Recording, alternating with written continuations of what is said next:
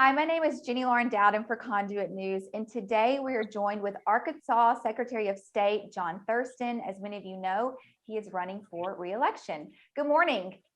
Hey, good morning. Thanks for having me. Thank you for joining us. Tell us how your campaign is going. You are seeking re-election for the office of Secretary of State. Talk to us about that, if you would. Sure, it's going well. This is if you count the last primary I was in running for this office, I'm in my fifth statewide race. And so, yeah, on one hand, you know the drill, you know what you have to do. But on the other hand, the state keeps getting larger, it seems. But it's going well, getting positive response across the state when I talk about my first term here in office and all the things we've done in the area of election integrity.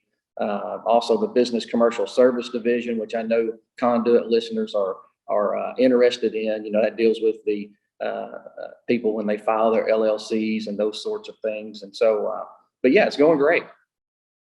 What are you hearing from voters as you are touring the state? The most important thing to everyone right now that I'm hearing is election integrity. We just came out of the last presidential election where there was a lot of things that took place in some states that there were irregularities. Folks asked me, well, do you think the election was stolen? And, because I'm not in those states, I can't say for certain. I mean, I don't know. It certainly appears like it was. So when you think about those irregularities, here in Arkansas, we didn't see those primarily because the lawsuits that were filed here in Arkansas to change our election process and system in the name of COVID. So when COVID came on the scene, COVID was an excuse to change all sorts of things.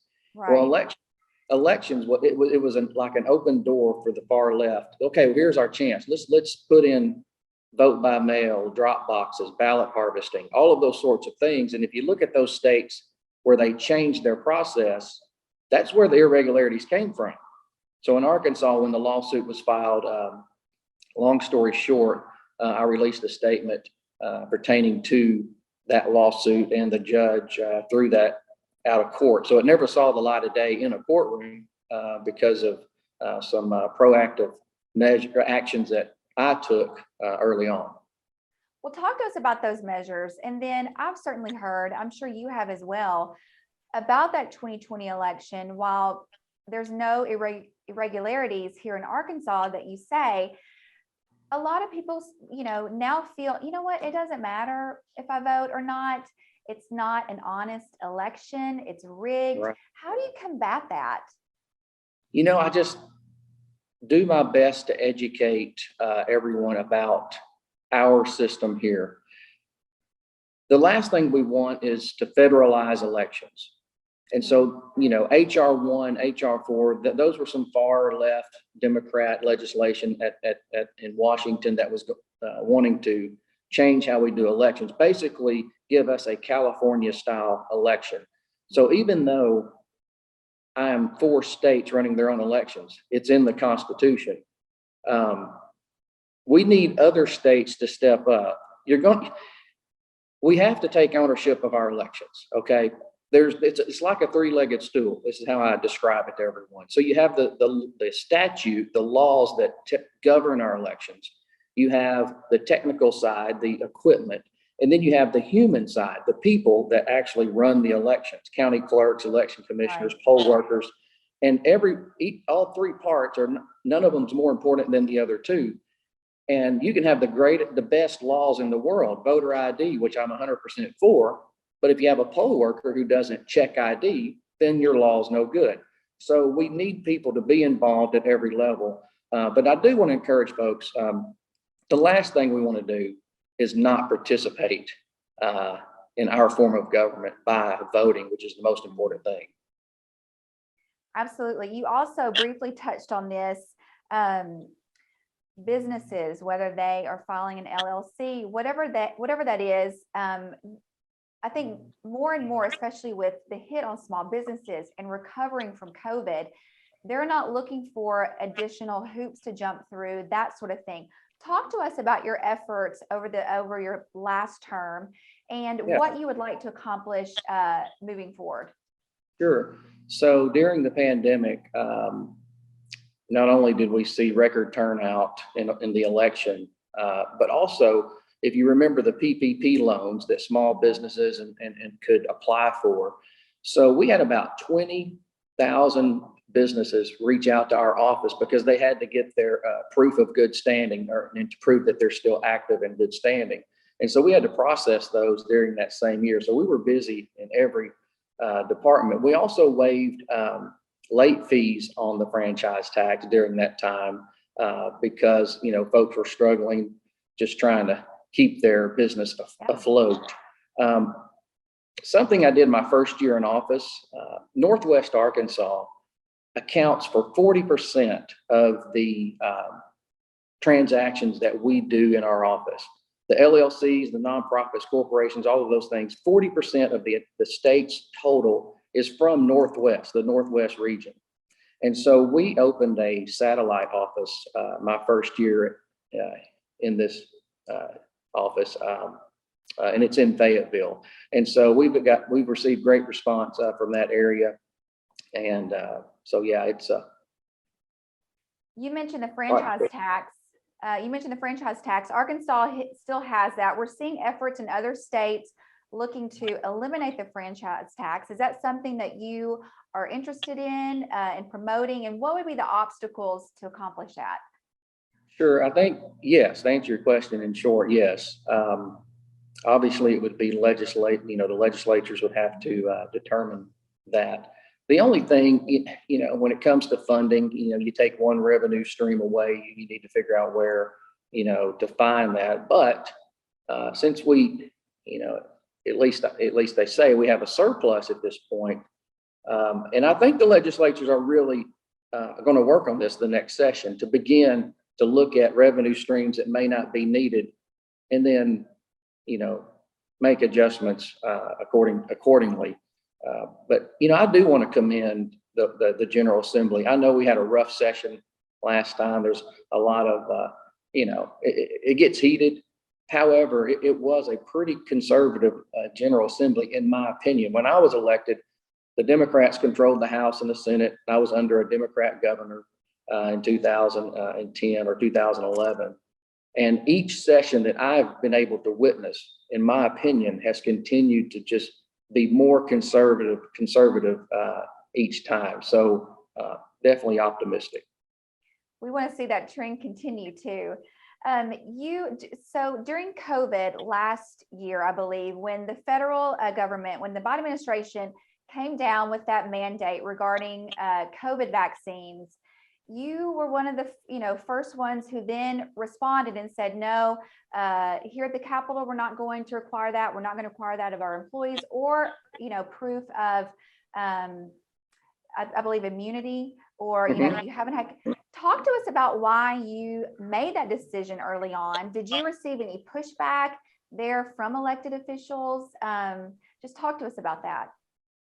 Yeah, it seems like a lifetime ago already, but it wasn't that long ago. That was an easy choice for me because I am, 100% support an individual's medical liberty or freedom, if you will. An employer can ask their employees to do a lot of things. They can tell them how they should dress. We want your tattoos covered, or we want you to smile, or there's a lot of things you can do, but telling someone what to put in their body or what they can and can't put in their body, I believe definitely crosses the line. When you look at the Constitution and capitalism, see, a lot of people, thought, well, businesses in the name of capitalism and the economy and keep things going, we want to be competitive. We want to be, all of those sorts of things. But the Constitution upholds capitalism, right? Liberty and freedom upholds the economy, business, the free market. And so, in my opinion, liberty trumps all other, corporatism, I should say. I mean, it just does. I think when we lose individual liberty, then, it's a slippery slope for sure. Absolutely. In this race, for the primary race, you do have an opponent, former Senator Eddie Joe Williams. Talk to us about this. Talk to us about the differences between you and your opponent and why voters should reelect you. Sure. And I've said this many times at different debates, I respect anyone who runs for office. I really do. I mean, even if it's a Democrat that I totally disagree on every issue, or someone that's in my party, because that's what we have a healthy, strong government when we do have competition and people do have options. However, in this particular race, in this moment in history, I'm the only one that has actually run a constitutional office. And you say, well, why is that? Why is that important? Well, particularly in this office, like I mentioned, we just came through record turnout during a pandemic presidential election, and had, in my opinion, and I would argue with anyone, the most secure and safe election in state history. Well, we're coming into more election cycles and also another massive presidential election. And now is not the time to change your election division. No board changes the CEO when things are going well. You just don't do that. And so I've had my mettle tested in the area of elections and of course many other areas, but particularly that area. And I would argue that this is not the time to change leadership, especially the things that we're facing in the area of elections. Yes, and also your opponent. So Arkansans will have the opportunity to see your record, to see how you've been in office there.